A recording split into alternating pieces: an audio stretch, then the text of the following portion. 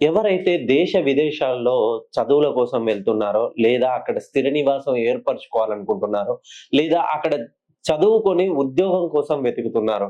So, తల్లిదండ్రులారా మీకు చెప్పేది వినండి ఒక్కసారి. సో, మీ పిల్లలు అక్కడ కష్టపడుతున్నారు.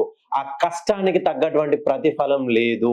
అంటే ఏదో ఒక ఫాల్ట్ ఉంటేనే మన ఇంట్లో 2 బెడ్‌రూమ్‌లుంటే ఏదో ఒక బెడ్‌రూమ్‌లో ఏదో ఒక ఫాల్ట్ ఉంటూనే మన మెయిన్‌లో బ్రేకర్ ఆఫ్ అవుతుంది. అలాగే వాళ్ళ జీవితంలో వాళ్ళ పేరులో ఏదో ఒక దోషం ఉంటేనే వాళ్ళకి ఉద్యోగ పరంగా గాని, వ్యాపార పరంగా గాని, వివాహ పరంగా గాని, సంతాన పరంగా గాని ఏదో ఒకటి ఆలస్యం అవుతూ వస్తుంది. ఖచ్చితంగా ఇక్కడి నుండి వెళ్ళాలంటే బ్యాంకు లోన్ నుండి ట్రై చేస్తే వాళ్ళకి అక్కడ యూనివర్సిటీలో సీట్ వరకు అన్నీ సవ్యంగా జరిగి అక్కడ ఉద్యోగం సంపాదించడానికి టైం తీసుకుంటున్నారు. ఉద్యోగం వచ్చిన తర్వాత లే ఆఫ్‌లో ఉద్యోగం పోతుంది. మళ్ళీ ఉద్యోగ ప్రయత్నం కోసం చాలా ఇబ్బంది పడుతున్నారు. ఆర్థికంగా డబ్బు సంపాదిస్తున్నారు గానీ డబ్బు నిలవడం లేదు.